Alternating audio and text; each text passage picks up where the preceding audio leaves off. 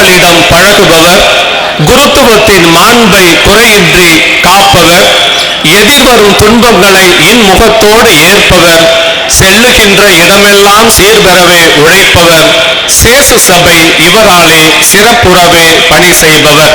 அவர்தான் வழக்குரைஞர் அருட்பணி சந்தானம் சேசு சபை அமைப்பாளர் சேன் சுவாமி மக்கள் கூட்டமைப்பு அவர்களை வீர வணக்கம் செலுத்த அன்போடு அழைக்கின்றோம்.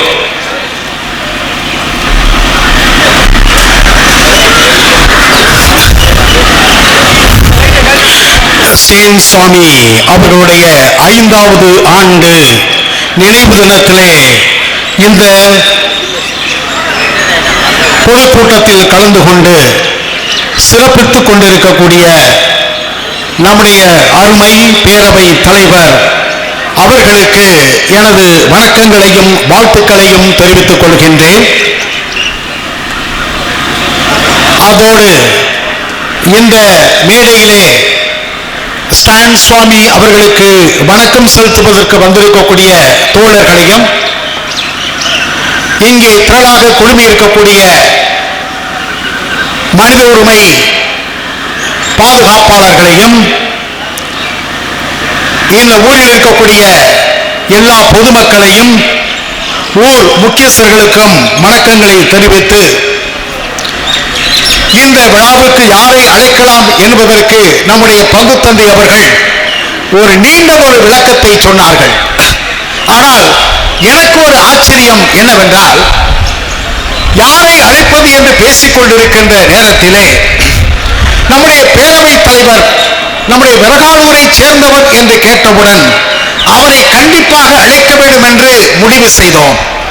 அந்த அடிப்படையிலே இங்கு இருக்கக்கூடிய நம்முடைய அருட் சகோதரர் ஜேம்ஸ் அவர்கள் அவருக்கு தொலைபேசியிலே அழைப்பு போட்டார்கள்.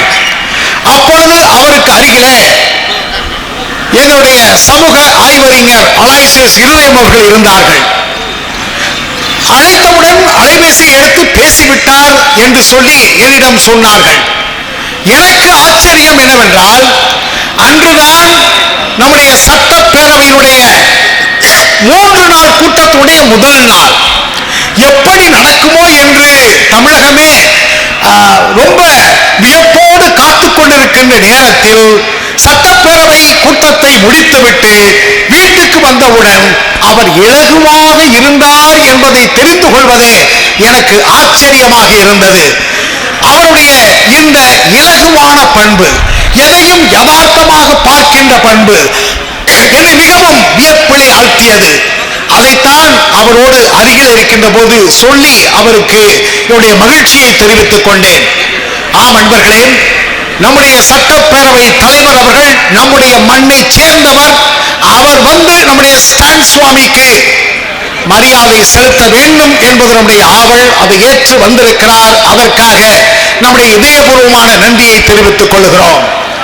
ஆம் அன்பர்களே, நம்முடைய ஸ்டான் சுவாமிக்கு கடந்த ஆண்டு ஒரு அரை உருவ சிலையை நிறுவி நாம் அவருடைய நினைவை என்றும் இந்த மண்ணிலே நிலைநிறுத்துவதற்காக முயற்சி எடுத்தோம். ஒவ்வொரு ஆண்டும் அவருடைய பெயரிலே இந்த தேதியிலே அவரை நினைவு கூற வேண்டும் என்று நாம் நினைத்து செய்து கொண்டிருக்கிறோம். இந்த ஆண்டு நம்ம ஊரை சேர்ந்த பெரியவர்கள் அனைவரும் ஒன்றாக இணைந்து பங்குத்தந்தையுடைய முன்னணியிலே செய்து காட்டியிருக்கிறார்கள். என்னுடைய பாராட்டுக்களை தெரிவித்துக் கொள்கிறேன். 2 விஷயங்களை சுருக்கமாக சொல்லி முடிக்க வேண்டும் நினைக்கிறேன். நம்முடைய ஸ்டான் சுவாமி அவர்கள் இன்று உலகம் முழுவதும் பேசப்படுகின்ற ஒருவராக மாறியிருக்கிறார். இந்த மண்ணை சேர்ந்த ஒருவர், நம்முடைய விறகாலூரை சேர்ந்த ஒருவர், இந்த தமிழகத்தை சேர்ந்த ஒருவர், ஆதிவாசிகள் வாழ்கின்ற ஜார்க்கண்ட் மாநிலத்திற்கு சென்று மதத்தை கடந்து மொழியை கடந்து அங்கு சென்று ஆதிவாசி மக்களுக்காக பணி செய்தார் என்பது நமக்கு முன்னமாக இருக்கக்கூடிய மிகப்பெரிய சவால். இன்று இந்த உலகத்தில் சாதியாலும் மதத்தாலும் பிரிக்கப்படுகின்ற வேளையிலே, மொழியாலும் பிரிக்கப்படுகின்ற வேளையிலே நம்முடைய ஸ்டான் சுவாமி அவர்கள் இதையெல்லாம் கடந்து கிறிஸ்துவனுடைய வழியை ஏற்றுக்கொண்டு போரிப்பதற்கு பதிலாக வாழ்ந்து காட்டியிருக்கிறார் ஆதிவாசி மக்கள் மத்தியிலே.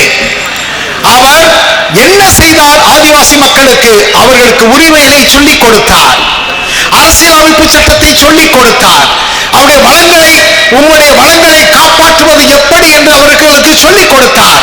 சிறையிலே வாடிய இளைஞர்களை விடுவிக்க வேண்டும் என்பதற்காக போராடினார், வழிகாட்டினார், துணை நின்றார். இயேசு போதித்ததை தன் வாழ்வாக வாழ்ந்து காட்டினார். ஒரு மனித உரிமை போராளியாக வாழ்ந்து காட்டினார். இதை பொறுத்துக் கொள்ள முடியாமல் தான் அவர் மீது குற்றச்சாட்டுகள் சாட்டப்பட்டன. அவர் மீது பொய்யாக குற்றச்சாட்டுகள் சாட்டப்பட்டன. 84 வயதிலும் அவர் சிறையில் அடைக்கப்பட்டார். குடிப்பதற்கு சிப்பர் கூட கொடுக்காமல் அவர் வதைக்கப்பட்டார் என்பது நமக்கு தெரியும். ஆனால் அவர் குற்றம் சாட்டப்பட்டதுடைய அடிப்படையாக இருந்தது எது என்று சொன்னால் அவருடைய மடிக்கணினியிலே இருந்த ஆதாரங்கள். ஆனால் அந்த ஆதாரங்களை புகுத்தியது யார் என்று சொன்னால், தொலைவிலே இருந்து கொண்டு அந்த மடிக்கணினிக்குள்ளே ஒரு மென்பொருளை புகுத்தி 44 ஆவணங்களை உள்ளே செலுத்தி இவருக்கே தெரியாத வகையிலே அந்த ஆவணங்களை உள்ளே வைத்திருக்கிறார்கள். அதை ஆசனல் என்று சொல்லக்கூடிய நுண் அறிவு தலையமைகள் அமைப்பு கண்டுபிடித்து சொல்லி இருக்கிறது. அதை ஒருமுறை கூட ஸ்டான் சுவாமி திறந்தே பார்க்கவில்லை என்று அது ஆணித்தரமாக சொல்லி இருக்கிறது. எந்த அடிப்படையிலே அவர் குற்றவாளி என்று சாட்டப்பட்டவராக NIA தெரிவித்ததோ அந்த ஆதாரங்கள் எல்லாம் அடித்தளமற்றதாக போய்விட்டது என்பதுதான் உண்மை. அந்த அறிக்கை அவர் குற்றமற்றவர் என்பதை அறிவித்திருக்கிறது.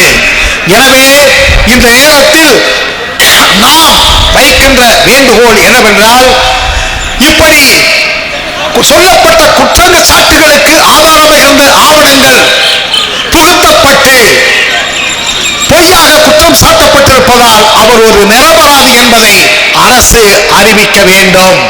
அதற்கான நடவடிக்கையிலே இறங்க வேண்டும் என்று நாங்கள் இந்த நேரத்திலே கேட்டுக்கொள்கின்றோம்.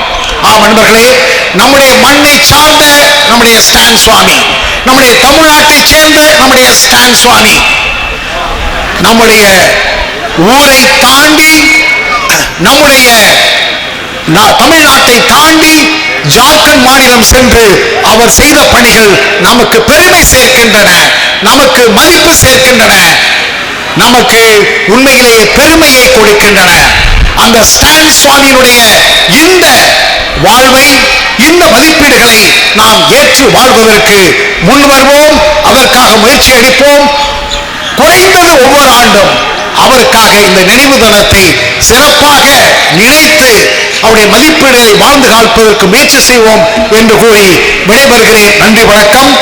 இப்பொழுது நம்முடைய மூத்த தோழர், சமூக ஆராய்ச்சியாளர், ஸ்டான் சுவாமியினுடைய தோழர் அருள் தந்தை அலாய்சியஸ் இருதயம் அவர்கள் நான் ஒரு மௌன சாட்சி அல்லேன் என்ற இந்த புத்தகத்தை நம்முடைய பேரவைத் தலைவர்களுக்கு அன்பளிப்பாக கொடுத்து வாழ்த்துக்களை தெரிவிக்க அன்போடு கேட்டுக்கொள்கிறேன்.